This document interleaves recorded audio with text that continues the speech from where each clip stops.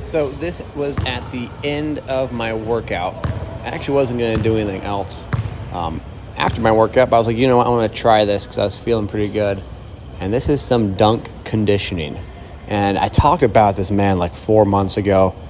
And I don't know if the video is out there or not, but I was not able to do this. And so it brings up the idea of what is progress. And I think so often people get so concerned with peaks and valleys. What I mean by that, it's like, hey, can I be the best version of myself every day? Can I always set a PR? And PRs, so personal records, are always relative. It's contextual. There's a time coordinate, a fatigue coordinate associated with that personal best. If I just try and beat my best every time, that's an okay mindset, right?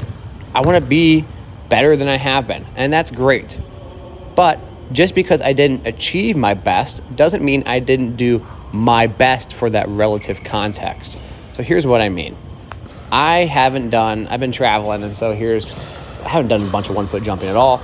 I did some high velocity work. I actually jumped really well, maybe some of my best jumping during the session, but I haven't had the ability to be consistent like I've wanted to, period. Regardless, throughout this whole training period, I have gotten better at jumping. I jump higher, but be able to repeat dunks and efforts like 10 or 15 in a row is something that I've wanted to do for a long time.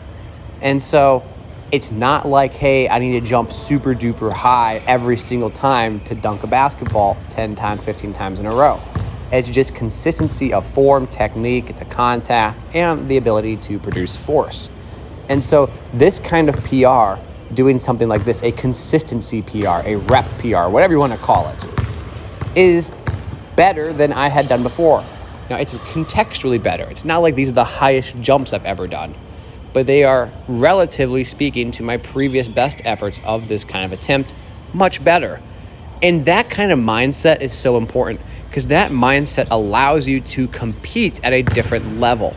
What I mean by that is instead of just thinking about competition in terms of your best and trying to always beat some arbitrary best, that's difficult because if you just got better every day at your best, you'd progress infinitesimally.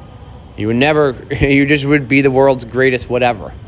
But if you think about the context of competing and trying to set records and things that are relatively similar in a way that Westside Barbell does that with different types of movements and exercises that are similar to that of their primary exercise, like, hey, can I set a new record for a bench press of a certain grip with bands, with chains, and so on? That same context or that concept is being applied here. Can I do X, Y, and Z better than I have before? And because of doing that, I now have a competitive motivator.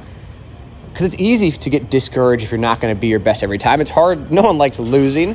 So let's find ways to win. Because if we know we can win, we're going to compete.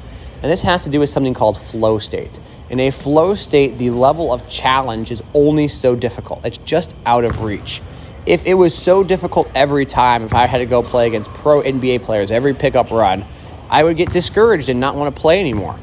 So if I can find something that makes me compete, so it's just beyond my reach, something that challenged me just enough, then I reach this level of flow state in theory that is allowing me to develop skill. It has a certain type of hormonal release, whether it's dopamine or whatever, but it allows me to stay motivated, and I'm trying my hardest every time. And so it's building good neurological reinforcement of obviously the movement pattern, but also the psychological appraisal of progress.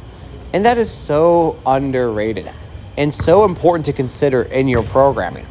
We don't often think about the psychology of movement, the psychology of motivation, but when we lift, we need to be motivated. And so this kind of stuff motivates me and something I like to use. So at the end of the day, yes, is a quantifiable, progressive outcome. Right? I have made progress. But also that progress might be because I'm allowing myself to compete more by not just trying to be the highest jumper every time, but the highest for that specific day, that fatigue, that time coordinate. So just wanted to share that with y'all. I know I didn't make all 10 of these. I counted them anyway. That rim, by the way, really hurts my hand. So I don't really like to dunk it that hard on there. But I'll punch this one right here for my last one. So as always, appreciate you guys. Thanks for listening, and I hope you enjoyed.